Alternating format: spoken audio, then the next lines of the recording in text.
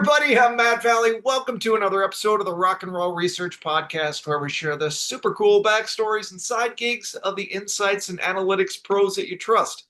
I have a great guest with me today. I am joined today all the way from Indianapolis by Andrew Embry. So, Andrew, let me tell you about him real quickly. Andrew is the Senior Director of Insights Innovation Capabilities at the great company Eli Lilly, which I believe has been in business for over 140 years now. That's quite a run. Very impressive. Great company, highly admired, wonderful place based in Indianapolis. And he's been there for his whole career, which spans 19 years. So that is a different thing nowadays. And it's great to hear. It's kind of refreshing. But what's super interesting about Andrew is outside of his day job, he is a very accomplished spoken word poet, performer, whatever you call it, right? But really, really good stuff. And it's super interesting. I've heard a bit of his work, and I think we might cover some of that on today's podcast. So super excited. Welcome to the show, Andrew. Thanks so much for having me. I really appreciate it, man. Look forward to the conversation. Telling you the pleasure is all mine. Like I said, I've heard your stuff, and so I'm just really excited to get to it. But before we get started, first I have to send an extra special shout out to our sponsor today, which is a company called Insight Sutras. Really great company if you're looking for an operations and analytics partner in the market research space. Let's say you are a research company or independent consultant. You're not that happy with the cost, quality, or speed or capabilities of your operations and analytics partners. Why don't you give Insight Sutras a try? They've got a great cadre of happy clients, and you got nothing to lose. So check it out, insightsutras.com. All right. So, Andrew, I mentioned you went straight from college to Eli Lilly. You're still there, right? Uh, Yep. but you did not start in research or insights. So why don't you give us a flavor of your journey and how you got to where you're at and take us up to the present day? Yeah. Oh, I can't believe that it's been 19 years. It's making me feel old. The gray in the beard also makes me feel old, and my kids make me feel old, but that's neither here nor there. What Just for Men is for. Well said, well said. So, so I started my career with Lilly just out of college, and I went into sales right away. So I moved into Wisconsin, and I was in sales for 5 years. I covered the northwestern third of the state, and so that was a good time. But my wife and I, we wanted to get back to the Indiana area. We're both from Indiana, and so Okay. we wanted to get back and start our family. And so started looking and found a job moving into our training organization. And so there I would built selling capabilities. So like sales models, coaching models, things like that. So did Okay. that for a couple years. A lot of fun. Worked on a couple national meetings with our chief marketing officer at the time. And so really loved him. And then he came to me one day and he's like, I need a storyteller and you're good at telling stories. Like, do you want to come do that? And I was like, that's a job? And he's like, yes, it's a job. And so I went and I worked for him for a year and a half. And basically, I was Oz behind the curtain, right? So writing all the presentations, the communications, trying Yeah. to drive change management throughout the organization. Did that for a while. I was always hoping that I'd get back into marketing. That's what my degree's in. But Okay. market research wasn't at all on my table. Like I looked at market research, I was like, I don't want to do any of that. And then as I'm working for the CMO and I'm meeting some of the brand leaders, a couple of them become mentors and they're like, you're really curious. You love connecting the dots. Like that's what a researcher does. I'm like, are you sure about that? Like, I don't know. I don't know if I want to live in the Excel sheets all day. And they're like, trust me, like you want to try this out. So I was like, all right. So we have this rotational program that I got into, and you do like a 6 month stint. And I did my 6 months in market research. And within like the second week, I was like, this is it. Like, this is home. This is Yeah. where I want to live. And I love all right, we're going to understand people and we're going to like connect the dots and we're going to like influence everybody and we're going to look at all kinds of different data. And it just like was my jam, just hit all the sweet spots there. So Sure. did that, then did a marketing rotation, graduated from that, did my first official insights job, and did that for a couple years. Started doing some like brand health tracking, and then evolved into messaging and all that stuff. And then since then, I've been in different brand roles across the life cycle. Sure. And now I'm in this role. I've been in this role for about 3 years. So as you mentioned, Senior Director of Insights Innovation Capabilities, coolest title ever. Essentially, it's my job to figure out what does the future of research look like, and how do I help us get there as Eli Lilly. So that's been a little bit about my journey. Ah, that is the coolest job, and explains why you were at IIEX in Washington D.C. earlier this year, right? So you're not Mhm. just buried in a brand or buried in a product line, which you have been in the past, right? And that's got Right. its own rewards, but now you get to look across the piece, define the future, do that matchmaking that Eli Lilly is Yep. going to need to realize that future. That's really cool stuff. So excellent, excellent. Now, you mentioned being a great storyteller. I already know that that's true, and it's kind of a funny route that you took, and working for a big company like Eli Lilly is Yeah. great in your case because you can sort of get some exposure for some of the things you do well. But at what point did you realize, hey, you know what? I've got these words in my head that I've got to get out, and not just on paper, but in front of a crowd. How does that come about? Oh, man. So I would say I've been a writer ever since I was a little kid. Okay. And so I would write, and then when I went off to college, I would perform poetry in the coffee shops and like Oh, our Starbucks on campus and do all the open mic nights, and that was a whole lot of fun. And then I went to Wisconsin working for Lilly, and that's where I first started doing competitions. So many people don't know, but there are spoken word competitions. It's called slam poetry. yeah. And the way this works is you show up, you perform your poem. There are random judges from the audience. So you might attend, you're like, I've never been here before. They're like, great, you're a judge. And then those judges score you from like 0 to 10. And so I started doing the competitions up there. Been to nationals a couple times before I had kids and things. And so Crazy. that was a lot of fun. But there is nothing better than like feeling an entire room connect over an idea and a truth like so deeply that everybody's moved. Whether that's everybody's laughing or everybody's like, yes, I've been married. I understand what he's saying right now about feeling like living with an alien, right?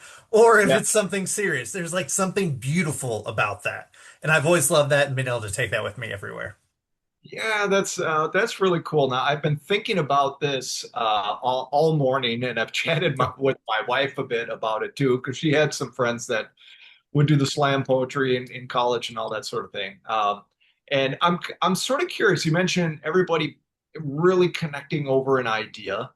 I guess I have two questions, two-part question. Um, Number one is how has the content that's moved you to write changed over time? That's number one. And then number two, is it if you really want to get an audience engaged and on your side, is it about coming up with a topic that you're so deeply passionate about that you're sharing, or something that you think other people would be really passionate about? Oh, really, really good question. So I think that the first one of like, where's my inspiration coming from and how's that evolved over time, right? I think that I've always been a big proponent that everything in life is like really interesting if you allow yourself to be interested, Mhm. right? And so the inspiration can come from like anywhere, right? And so I'd say before kids, it was more of like living my life as like an older teen and trying to figure out my spot in the world and like funny little gifts and stuff. I think since having kids, obviously they are a constant inspiration. Whether it's they did something really weird that day, or like the way that they're looking at the world, or thinking of like being a dad and what that means today and age, right? So I think there's a lot more of like, ooh, like family and what does that mean type of stuff that's evolved over time. The other part that's kind of been interesting is I've done some poetry at work and things too. And Yeah. so I've been invited to do those things, and they've asked me to perform on certain topics. And so been able to use that as inspiration. So I think that's kind of like part one of your question a little bit of like where the inspiration comes from.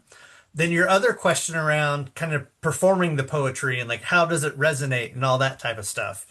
Um, I found that like I have to write something that's true for me. Yeah. And I've found that often the things that you feel are most personal are actually like most universal. And Hi. so it might be like I'm totally geeking out on something. You may not have geeked out on that same thing, but you've geeked out on something hard before, right? And Yeah. if I can convey that feeling, and I can tell already, like music's your jam by the title of the podcast, by the albums and stuff that you have back there, like you might be like, oh yeah, I can really geek out on the music. Andrew might be geeking out on video games, but I know what it feels like to be enraptured by that thing. And so if Yeah. I can convey that like true core insight, which is weird because that's totally market research, right? But if I can convey that, like everybody else comes along for the ride. If I try to do things for other people, it just feels fake, to be honest. And I don't want any part of that. Yeah, it makes sense. Now, I do have one other question because having seen some of your work, and especially like if it's in a work setting, like I know that you performed at the 140th anniversary for Lilly, right? Yep. Um, how do you get past the doubt or the maybe the hesitation about just really laying yourself out there in front of everybody? Is that just natural, or do you have to work at that? This is a story that I don't think most people know. So it probably Yeah. took me 2 to 3 years to get over the initial doubt of doing things at work. So when I first started working in the training organization, I had a colleague and he knew that I performed poetry and he was like super big into culture and all this stuff and he's like, "One day I'm going to have you perform something for people." And I was like, "Whatever, Bill. Like whatever, like not happening." Just kept pushing it over. And like every few months he'd be like, "No, no, I'm serious. Like there's something in you. Like I want people." And I was like nervous and anxious. And then one day he finally came to me. He's like, "Hey man, like now's the time."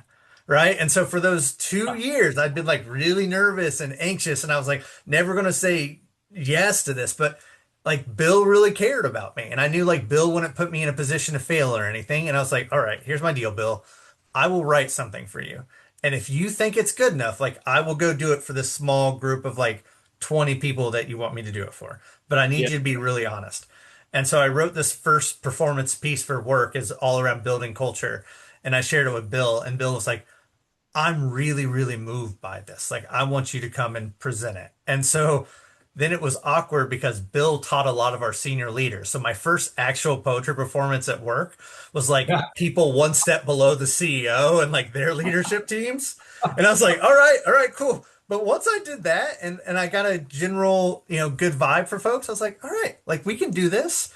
And Yeah. back to the slam poetry days, when you've had somebody judge you on your innermost thoughts and give you like low scores or like boo you or just not like your stuff, you realize like you don't die if that happens, right? And so it makes it a little easier. Yeah, yeah, yeah. Cool, cool. All right. So on that topic, man, you've got this great poem that you've put together on being a market researcher, and what better forum to share that than the Rock and Roll Research Podcast? So if you're willing, and would love to have you share that. Oh, I'm totally willing. Let me take a drink real quick. So I wrote this a few years ago for our market research organization. We had a little celebration, if you will, and I call this the making of a market researcher. Great. You are a market researcher. You're the 5-year-old kid who never grew up, the one who always asks questions, all the questions, always more questions. Why did that happen? How does that work? Most people see a world of unconnected people and things. You see the connected dots in the string. See, you are a detective. You see clues like constellations and illuminated path to help you solve mysteries that most people can't even see. You are a shepherd, with your thoughts grazing green pastures, using your staff to herd cats in wayward tangents. You are an architect, with protractor and ruler, smoothing out edges, defining spaces and problems, building structures and frameworks, sketching out dreams until they become blueprints for success. You are an archaeologist, digging and digging and digging for lost thoughts, for the bones of something larger. You polish the rough treasure you find until they gleam like the insights you've been searching for. You are a wizard, mixing gigabytes of data, competitive landscapes, and secondary reports into a cauldron. You wave your magic wand over it while saying incantations until it bubbles up, spitting out Tableau-style visualizations and Excel charts. You spellcast a forecast. That's the magic that you work. See, you are a seamstress, taking individual threads, pieces of yarn, scissors, needles, using them to make a tapestry that tells a story. You are a bartender serving truth. Sometimes you serve it like shots of whiskey, straight up, no chaser. It hits them hard as they swallow, warms their chests and hearts on the way down. Other times, you blend truth with some sugar and syrup and juices to make it a little easier to swallow. Most importantly, you're you. It's your funk, your flavor, your style, your heart, your mind, your actions that make all of this work. You are awesome. And that's probably why you're a market researcher. Bravo. I love it. I am going to head into this weekend feeling like a wizard, a bartender, a seamstress. I'm digging it. That was great stuff. Great stuff. Well, thank you. I appreciate it. Super cool. All right. So let's shift gears here a little bit. Thinking about your role, right? So you've got this great opportunity to be responsible for looking out to what the future of this insight space looks like. So I'm curious to know, from your perspective today, what are you seeing out there? Yeah. So obviously everybody's talking about AI, right? And that's the buzz everywhere.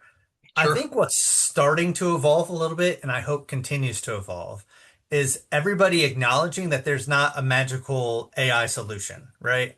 So I think when ChatGPT first really started popping, everybody was like, that's going to solve all the world's problems. Yeah. And the number of times I've had a leader say, like, can't you just throw that in a Claude or Copilot? It's like, no, like for a Yeah. million reasons, no, right? So I think in the future, we'll get to this world where we start thinking more and more of AI as like a tool belt. And Yeah. so just like at home, if I need to bang something, I go and grab a hammer, right? If I need to connect things together, I might need a screwdriver and a screw. And so I think we'll start to have more AI tools that are specialized in those spaces and Yes. more of an acknowledgement of like, oh, when I need to do X, here's the tool that I use. So I think that's part of the future on the tech front. I think on the people side of things, what gets me like super, super excited is if we do this well, the researcher gets to do the parts of the job that are fun all the time, right? Like I get excited about the problem definition and have my sleeves rolled up and be like, oh, what exactly is going on? And I get really jazzed about turning the insight into action and all the thinking that goes there. I don't get so jazzed about hunting down all the stray bits of research to try to figure out what the heck to do with them, right? Yeah. Right. And so the cool parts of the job become the job. And that's where we'll spend all of our time. And that has me really excited. Yeah, I was having this conversation yesterday, and for a long time, it sort of felt like if you're looking for echoes in the past of what AI is going to become, for a while it was just like, no, it's not like anything that's ever happened before. It's going to be completely different. And I think over time we're seeing, oh yeah, yeah, there's some echoes, right? Um, and for a bit it was like, hey, it's like when the advent of the internet.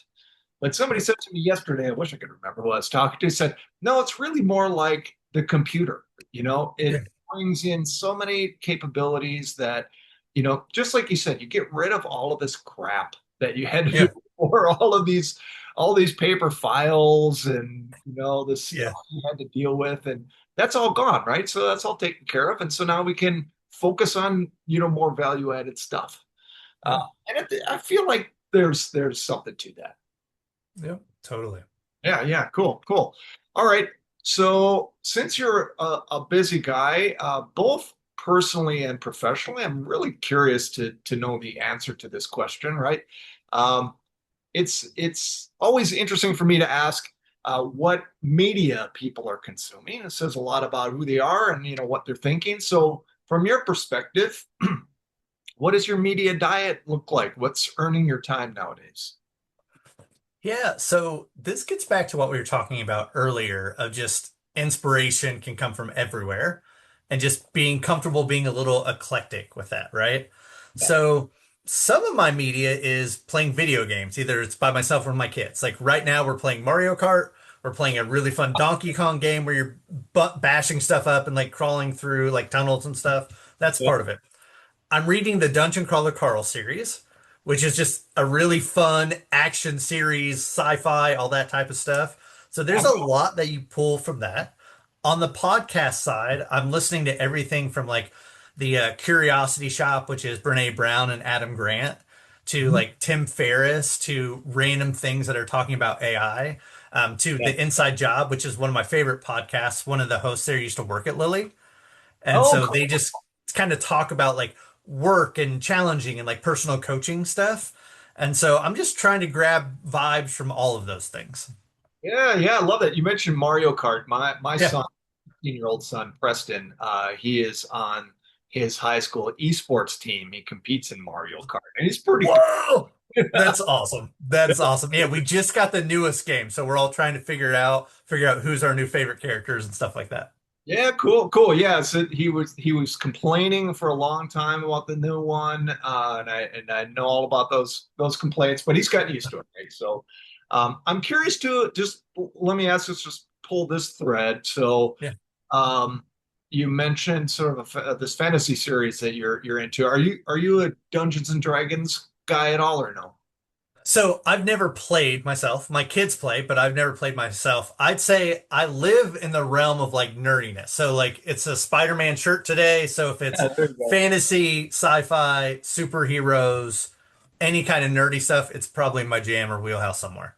Yeah, yeah, very good. Yeah, that was definitely my nerddom growing up, was a big D&D geek. Okay. Oh, that's awesome.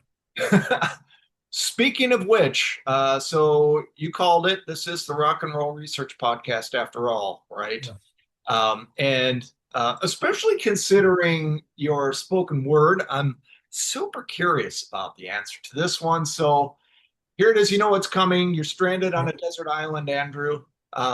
You have three albums of your choosing to keep you company for the rest of your days. What are they? Uh, so I knew this was coming, and man, this is harder than I thought it would be, right? So after giving a lot of thought, here's what I'm landing on. There's a hip hop group called the Roots. And Yeah, so Black Thought is like the best MC ever, the way with his words. If you've ever saw his freestyle, like a few years ago, he did a freestyle video with Funk Master Flex. It's like 10 minutes of just straight bars. And yeah, so the rhyming, the flow, all that stuff. So have to have the roots in there somewhere. Questlove's a heck of a drummer. So I love that it's true live music with the hip hop influence, right? So I love that piece right there. So that's got to be one. Another one is Red Hot Chili Peppers, yeah, probably Californication or maybe Stadium Arcadium, so I can get the double album, right? But yeah, once yeah. again, like I really appreciate the eclecticness because you could just have like really fast blues, funk kind of rock from them, and then you have something that's like really deep and introspective. I love like the poetry and the verbs and the words and all that stuff too. And then I think for the third album, I might go with like Linkin Park Hybrid Theory. Ah, And so like love listening to that when I'm working out. My runner up or close B would be like a greatest hits album from like AC/DC because it's hard yeah, to beat them too. Like that's just straight up like gut punching rock, and you gotta love those things. yeah, yeah. Great choice. It's really fun. Yeah, yeah, it's really fun. I love the choice of the roots. I knew there would be some hip hop in there Yeah. because of I mean, that's got to be something you study when you do spoken word, right? Because there's a whole rhythm to it. There's creativity. Yeah, There's the rhythm and there's the flow and like the manipulation of words and I think Eminem is probably the most clever wordsmith I've ever heard in my life. But like nobody flows the way that like Black Thought does. It's just amazing. yeah, I love it. And Red Hot Chili Peppers is a frequent mention here on Yeah. the podcast, so it's great to hear. A lot of researchers can appreciate some Red Hot Chili Peppers. So good stuff, and really great chat, Andrew. I really appreciate the time. This is a very unique topic for the podcast. It's a lot of fun, and I really appreciate you sharing your art with us right here in the heart of this episode. So really cool stuff, and I can't wait to see you next time. And hopefully that will be in person next time I'm in Indy. Let's get together. And of course, if research takes you to Dallas, let's do it. I would love to chat. Hey, me too. It'd be a great time. Awesome. Until then, rock and roll.